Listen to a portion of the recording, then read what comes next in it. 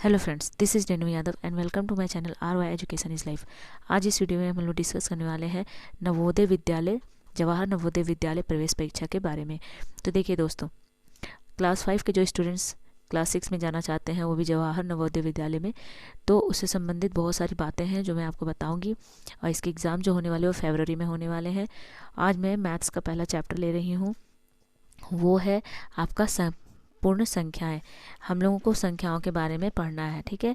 और आने वाले कई सारे वीडियो होंगे मेरे, जो याद रखिएगा, उसमें बहुत सारे मैं टॉपिक्स को क्लियर करूँगी, जैसे आपका LCM SCF। आज मैं पूर्ण संख्याओं के बारे में बता रही हूँ, तो ये वीडियो बहुत ही ज़्यादा बेनिफिशियल होगा आप लोगों के लिए। तो फ्रेंड्स ज़रूर इसे देखें, और इसमें कोई कमी रहे, जैसे कि आप लोगों को समझ में ना आए, तो प्लीज़ कमेंट ज़रूर करें कि क्या समझ में नहीं आया, ताकि मैं उसमें और अच्छे से उसको आपको एक्सप्लेन कर सकूं। तो चलिए हम लोग स्टार्ट करते हैं। आज हमारा जो टॉपिक है पूर्ण संख्या, उसे आज हम लोग कंप्लीट करते हैं, और इससे जो भी MCQs होंगे आज हम लोग उसको सॉल्व करेंगे। तो चलिए स्टार्ट करते हैं। तो हमारा यहाँ पर देख सकते हैं संख्याएं दी हुई। यहाँ पे संख्याओं के बारे में कुछ हम लोग बातें जान लेते हैं पहले, जो आप लोगों ने पिछली कक्षाओं में पढ़े होंगे। तो यहाँ पे संख्याएं दी हुई हैं 0 1 2 3 4 5।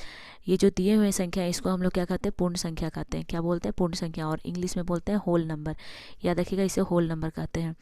होल नंबर जो होता है, यानी कि जो पूर्ण संख्याएं होती हैं वो 0 से शुरू होती हैं और अनंत तक जाती हैं। तो सबसे छोटी पूर्ण संख्या क्या है? शून्य है। सबसे छोटी जो पूर्ण संख्या वो क्या है? शून्य है। और सबसे बड़ी पूर्ण संख्या कोई नहीं होती है, क्योंकि ये अनंत तक जाती है, जिसका कोई अंत नहीं होता। इसलिए हम लोग पूर्ण संख्या की बड़ी संख्या नहीं बता सकते, पर छोटी संख्या बता सकते हैं, वो है शून्य। नेक्स्ट आगे चलते हैं, कुछ जानने योग्य तथ्य को भी जान लेते हैं, बहुत ही इंपॉर्टेंट है। देखिए, जो बच्चे क्लास 5 तक पढ़ रहे हैं ना, उनको ये सब चीज़ें जानकारी है, ठीक है। और ये एक छोटा सा रिवीजन है, ताकि आप लोगों को समझ में आए। अब यहाँ पे एक पॉइंट याद रखिएगा, सभी प्राकृतिक संख्या पूर्ण संख्या हो सकती हैं। जितनी भी नेचुरल नंबर है, प्राकृतिक संख्या को क्या बोलते हैं? Natural number. जो आपका किससे शुरू होता है? 1 से शुरू होता है, अनंत तक जाता है। तो जितनी भी प्राकृतिक संख्याएं हैं, उसे हम लोग पूर्ण संख्याएं कहते हैं, क्योंकि प्राकृतिक संख्याएं जो होती हैं वो 1 से शुरू होती हैं। पर अगर पूछा जाए कि सभी पूर्ण संख्याएं प्राकृतिक संख्याएं हो सकती हैं, नहीं हो सकती, क्योंकि सभी पूर्ण संख्याएं प्राकृतिक संख्या नहीं हो सकती। इसका रीज़न ये है कि सभी पूर्ण संख्याएं जो होती हैं वो 0 से शुरू होती हैं, और प्राकृतिक संख्या 1 से शुरू होती हैं, ठीक है। चलिए आगे, सबसे छोटी पूर्ण संख्या क्या है? यानी कि सबसे छोटी होल नंबर क्या है? 0 है। चलिए नेक्स्ट है, पहली 10 प्राकृतिक संख्याएं क्या होंगी? तो जो पहली 10 प्राकृतिक संख्याएं होंगी वो 1 से लेकर 10 तक होंगी, याद रखिएगा दोस्तों। और दूसरी बात याद रखिएगा कि जो जितनी भी पहली 10 पूर्ण संख्याएं जो होंगी वो 0 से लेकर 9 तक होंगी। क्यों होंगी? क्योंकि जहाँ पर प्राकृतिक संख्या में 1 आ रहा है, वहीं पे पूर्ण संख्या में क्या आ रहा है? 0 आ रहा है, इसलिए यहाँ पे 9 तक होंगी। और इसमें बच्चे क्या करते हैं? 10-10 लिख के चले आते हैं, जो गलत है। चलिए आगे देखते हैं। नेक्स्ट क्वेश्चन 4 नंबर, पहली 10 प्राकृतिक संख्याओं का योग क्या होगा? देखिए, पहली 10 प्राकृतिक संख्या मतलब 1 से लेकर 10 तक की गिनती आपको क्या करना है? जोड़ देना है, ठीक है। तो ये हो गया आपकी प्राकृतिक संख्या, यानी कि होल नंबर का आपको एडिशन मिल जाएगा। नेक्स्ट है पहली 10 पूर्ण संख्याओं का योग। तो जो पूर्ण संख्याएं दी गई हैं, तो पहली से, यानी कि फर्स्ट जहाँ से शुरू होता है, तो 0 से शुरू होता है, तो 0 से लेकर 9 तक की संख्या को जोड़ देना है। तो वो हो गया आपका पूर्ण संख्याओं का योग, यानी कि होल नंबर का एडिशन। नेक्स्ट देखते हैं, पहली 10 प्राकृतिक संख्याओं का योग और उसकी पहली 10 पूर्ण संख्याओं का अंतर। देखिए, पहले तो हम लोग दोनों संख्याओं को जोड़ेंगे, और जोड़ने के बाद क्या करना है? घटाना है। तो जब इसको जोड़ेंगे और इसको जोड़ेंगे, तो क्या होगा? अंतर। जब हम लोग प्राकृतिक संख्याओं को जोड़ते हैं, 1 से लेकर 10 तक की संख्या होगी, तो याद रखिएगा उसमें कितना आएगा? आपका 55 आएगा, ठीक है। और जब हम लोग इसको जोड़ते हैं 0 से लेके 9 तक की संख्या को, तो उसमें आएगा 45। तो दोनों को जब माइनस करते हैं तो कितना आएगा? 10 का अंतर। ऐसे भी जितनी भी संख्याएं जोड़ने के बाद, बट दोनों का अंतर हमेशा 10 ही रहेगा, याद रखिएगा, ठीक है। चलिए नेक्स्ट आगे बढ़ते हैं हम लोग। नेक्स्ट आते हैं पूर्ववर्ती संख्याएं। किसी संख्या में 1 घटाने पर प्राप्त की गई संख्या उस संख्या की पूर्ववर्ती संख्या कहलाती हैं। यानी कि उसकी जो संख्या आपको दी हुई है, उसकी एक ठीक पहले की संख्या लिखना है, ठीक है। जैसे देखिए, यहाँ 12 की संख्या, 12 की पूर्ववर्ती संख्या क्या होगी? 12 में से 1 माइनस कर दीजिए, तो कितना हो जाएगा? 11 हो जाएगा। नेक्स्ट इसमें आज बताते हैं आगे कि 25 की पूर्ववर्ती संख्या क्या होगी? 25 में 1 माइनस कर दीजिए, क्या हो जाएगा? 24। तो ये पूर्ववर्ती, यानी कि ठीक पहले की, यानी कि उससे जस्ट फर्स्ट आफ्टर, जिसको बोलते हैं बिफोर, बोलते हैं सॉरी बिफोर, यानी कि उसके पहले की जो संख्या होती है वही लिखनी होती है। नेक्स्ट है परवर्ती संख्या, किसी संख्या में एक जोड़ने से प्राप्त संख्या उस संख्या की परवर्ती संख्या कहलाती है। याद रखिएगा, यानी कि एक बाद में जोड़ दिया जाता है, तो जो संख्या दी गई है उसमें एक जोड़ देते हैं, तो उससे जो संख्या प्राप्त होती है उसको हम लोग परवर्ती संख्या कहते हैं। तो ये तो बातें थी जो कि आपको परवर्ती और पूर्ववर्ती संख्या से संबंधित थी। अब हम लोग जानेंगे योग और गुणा के कुछ नियम और महत्वपूर्ण नियम के बारे में जानेंगे। तो पहला क्या है, क्रम विनिमय नियम है, इसके बारे में हम लोग जानेंगे। तो चलिए स्टार्ट करते हैं। तो अब हम लोगों को देखना है कि दो पूर्ण संख्याएं या प्राकृत संख्याओं के क्रम विनिमय इस प्रकार हैं। तो कौन कौन से हैं ये हम लोग को देखना है, ठीक है। तो पहला नियम हम लोग देख लेते हैं। तो पहला नियम यहाँ पे है a + b = b + a, ठीक है। अब इसमें कोई संख्या लेते हैं, इसको हम लोग क्या बोलते हैं, क्रम विनिमय। क्या बोलते हैं, क्रम विनिमय। अब इसके अंतर्गत हम लोग क्या करेंगे ना, क्रम विनिमय, ये नियम याद रखिएगा दोस्तों। देखिए, जवाहर नवोदय विद्यालय के लिए ये बहुत ही इम्पॉर्टेंट है कि आप लोग ये जाने कि हम लोग मैथमेटिक्स में कुछ ट्रिक्स भी अपनाने होते हैं, पर उसके बेसिक फाउंडेशन का जानना बहुत ही ज़रूरी होता है। इसलिए मैं इसको बहुत डिटेल में बता रही हूँ ताकि आप लोगों को प्रॉब्लम ना हो। तो देखिए, एक एग्जाम्पल लेते हैं कि कोई भी संख्या अगर लेते हैं, चाहे उसको हम लोग इस तरह से जोड़े तो दोनों का मान क्या होगा, बराबर ही होगा। इसे ही क्रम विनिमय कहा जाता है, याद रखिएगा। इसे क्या कहते हैं हम लोग, क्रम विनिमय कहते हैं। तो ये है आपका पहला नियम। हम लोग दूसरा नियम भी देखते हैं। दूसरा नियम हम लोग का है साहचर्य का नियम। हम लोग अब देख लेते हैं योग का दूसरा नियम है साहचर्य का नियम। इसमें हम लोग 3 संख्याएं लेते हैं, कोई भी पूर्ण हो चाहे प्राकृत संख्या हो, ठीक है। अब इसमें हम लोग इसको जोड़ना शुरू करेंगे। अब यहाँ हम लोग देखते हैं साहचर्य का जो नियम है उसमें हम लोग कोई संख्या लेते हैं जिसमें आसानी से हम इसको समझ पाएंगे, जैसे 4 + 5 + 7 है, ठीक है। अब इसी तरह हम लोग इसको क्या करेंगे, 4 को अब जब इधर करते हैं इसको बाहर निकालते हैं और ब्रैकेट के अंदर कौन हो जाएगा, 5 + 7। तो संख्याओं का जो मान होगा वो सेम आएगा अगर इसको हल किया जाए तो। इधर 9 + 7 हो गया, इधर आपका 9 + 7। तो देखिए इधर भी 16 आएगा इसका आंसर, इधर भी 16। तो इसका मतलब है कि ये नियम जो है, इसी नियम को हम लोग साहचर्य का नियम कहते हैं। इसमें प्राकृत या फिर पूर्ण संख्याओं का प्रयोग किया जाता है। चलिए तीसरा नियम भी देख लेते हैं। अब यहाँ पे साहचर्य में दूसरा जो नियम है हम लोग देखते हैं गुणन का। तो गुणन कैसे करते हैं, तो देखिए a × b ब्रैकेट के अंदर और गुणे c। हम लोग फिर यहाँ पे देखते हैं a को हम लोग ब्रैकेट के बाहर निकालते हैं और यहाँ पे याद रखिएगा क्या हो जाएगा, a गुने ब्रैकेट के अंदर हो जाएगा b × c, ठीक है, b गुने c। अब हम लोग को करना क्या है, तो सबसे पहले यहाँ कुछ संख्या लेते हैं, 4 × 3 ब्रैकेट के अंदर, बाहर हम लोग ले लेते हैं 5, ठीक है। इसमें कोई भी प्राकृत संख्या पूर्ण संख्या होती है, इसलिए कंफ्यूज नहीं होना है। अब यहाँ पे हम लोगों को क्या करना है, 4 को हम लोग को बाहर निकालना है और ब्रैकेट के अंदर हो जाएगा 3 × 5। अब इसे हम लोग हल करेंगे। तो देखिए इसका हो जाएगा 12, इधर हो गया 5, यानी कि 12 × 5। और इसको हम लोग 4 और 3 को इंटू करेंगे तो कितना हो जाएगा आपका 12, और इधर हो जाएगा आपका 5। बस फ़र्क क्या है, फर्स्ट स्टेप में 4 क्या था, ब्रैकेट के अंदर था, और सेकंड बारी में क्या है कि 4 ब्रैकेट के बाहर है। अब हम लोग क्या करेंगे, इसको इंटू करेंगे 60, इधर भी 60, क्या होगा 60 60। तो यहाँ पे दोनों का मान कितना आ गया, इक्वल आया। तो देखिए साहचर्य में क्या होता है कि गुणन जब करते हैं या फिर योग करते हैं, दोनों का मान क्या होता है, बराबर आता है। चलिए आगे हम लोग नियम पढ़ते हैं। वितरण का नियम क्या है, अब हम लोगों को देखना है वितरण का नियम।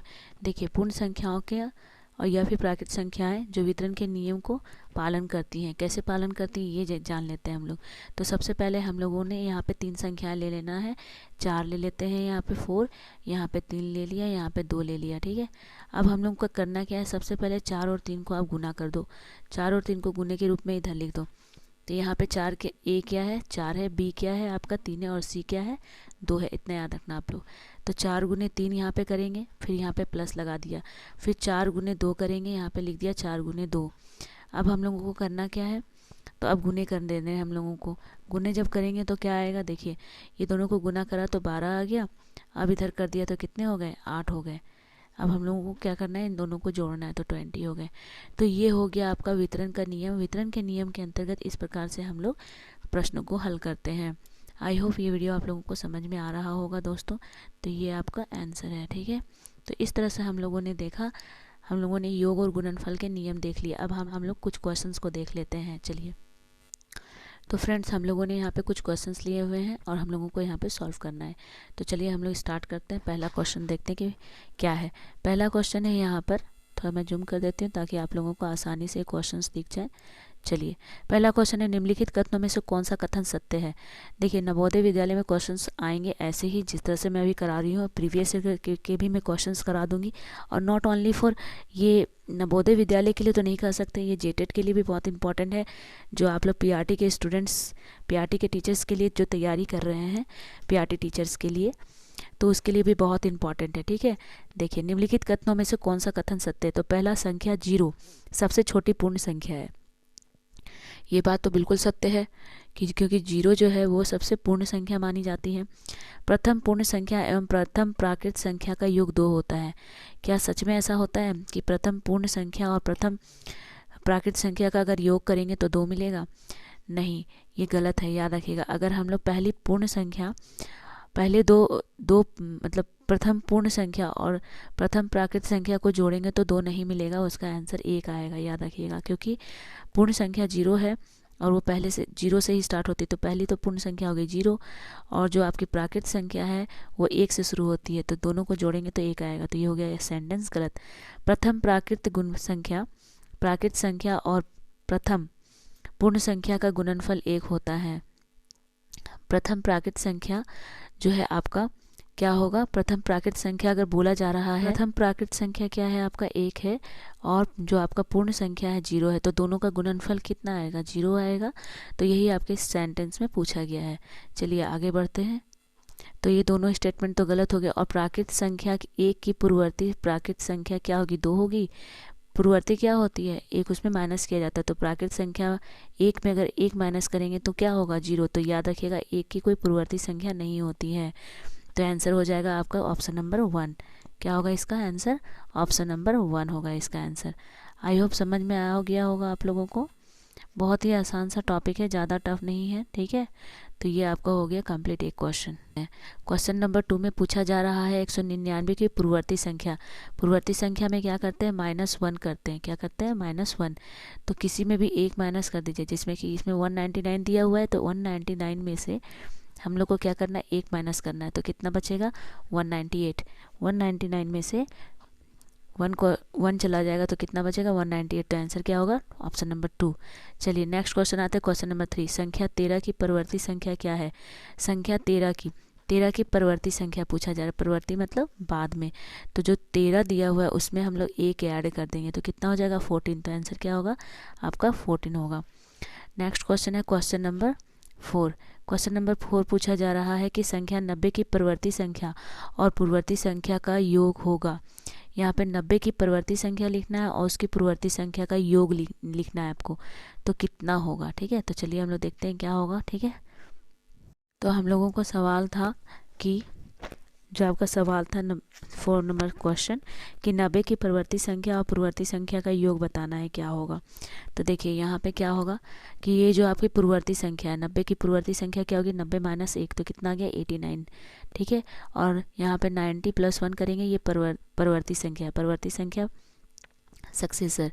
अब क्या करेंगे इसमें हम लोग, याद रखिएगा कि 91 जो है आपका, उसमें क्या करना है, 90 में 1 जोड़ दिया हम लोगों ने, तो फिर क्या हो जाएगा 91। अब जोड़ना है, हम लोग ऐड करेंगे, 9 + 1 = 10, बचा 1 कैरी, 1 कैरी बच गया। अब हम लोग नेक्स्ट आगे देखते हैं, 8 और 9 को जोड़ते हैं तो कितना हो जाएगा आपका 17। 17 में 1 जोड़ दिया तो कितना हो गया 18। तो 180 इसका आंसर है। पर हम लोगों को देखना है कि क्या ऑप्शंस में ये दिए गए हैं, क्या ऑप्शन में है कहीं भी, देखिए तो 180 क्वेश्चन नंबर 4 नहीं है, तो इसका मतलब आंसर क्या होगा आपका, इनमें से कोई नहीं। ठीक है, इनमें से कोई नहीं। चलिए नेक्स्ट क्वेश्चन है क्वेश्चन नंबर 5। आज हम लोग 5 ही क्वेश्चंस देखेंगे, 5 क्वेश्चंस, क्योंकि क्वेश्चंस बहुत सारे हैं और वीडियो बहुत ही लंबा होने वाला है, इसीलिए। 196 × 6 + 196 × 4 का योग ज्ञात करें। देखिए इसको भी गुना करना है और इसको भी गुना करना है। गुना करके क्या करना है आपको, आंसर निकालना है, इसको हल करना है। ठीक है, तो हल करने का बहुत ही आसान तरीका मैं आपको बताती हूँ, जिसको आसानी से आप लोग हल कर सकते हो।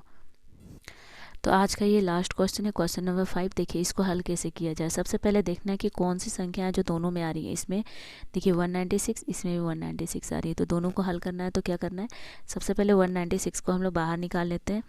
और एक ब्रैकेट लगाते हैं। इसमें क्या बचा आपका 6 बचा, तो हम लोग क्या करेंगे 6 लिख देंगे। और यहाँ क्या बचा 4 बचा। अब हम लोगों को क्या करना है 196 लिख देना है और दोनों को ऐड करना। और यहाँ पे कोई साइन नहीं है, इसका मतलब ब्रैकेट और 196 के बीच में क्या है गुना का है, गुना करना है, ठीक है, मल्टीप्लाई करना है। अब हम लोग क्या करेंगे यहाँ पे 10 लिख देंगे।